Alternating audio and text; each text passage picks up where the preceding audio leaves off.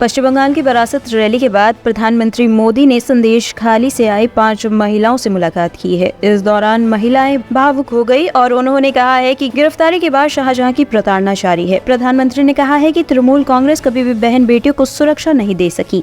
भाजपा की केंद्र सरकार ने बलात्कार जैसी संगीन अपराध के लिए फांसी की सजा तक की व्यवस्था की है। बहनें आसानी से शिकायत कर सके इसलिए महिला हेल्पलाइन बनाई गई है, लेकिन तृणमूल सरकार इस व्यवस्था को यहाँ लागू नहीं होने दे रही है।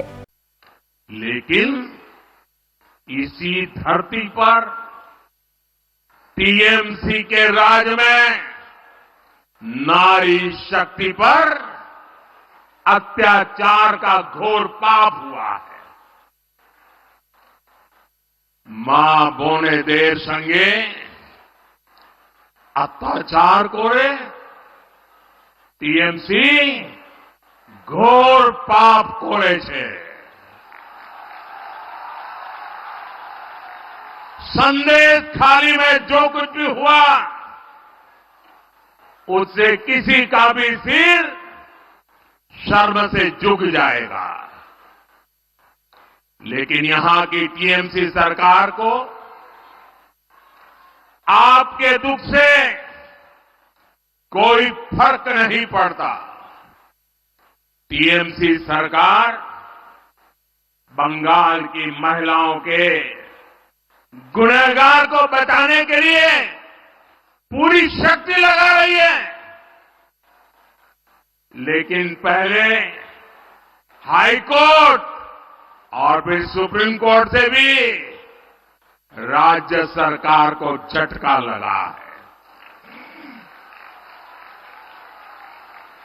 गरीब, दलित, वंचित, आदिवासी परिवार की बहनों बेटियों के साथ टीएमसी के नेता जगह जगह अत्याचार कर रहे हैं, लेकिन टीएमसी सरकार को अपने अत्याचारी नेता पर भरोसा है, बांग्ला बहन बेटियों पर भरोसा नहीं है। इस व्यवहार से बंगाल की महिलाएं, देश की महिलाएं आक्रोश में है। नारी शक्ति के आक्रोश का ये ज्वार संदेश खाली तक ही सीमित नहीं रहने वाला, संपूर्ण बांग्लाते संदेश खाली जड़ उठबे। मैं देख रहा हूं कि टीएमसी के माफिया राज को ध्वस्त करने के लिए बंगाल की नारी शक्ति निकल चुकी है।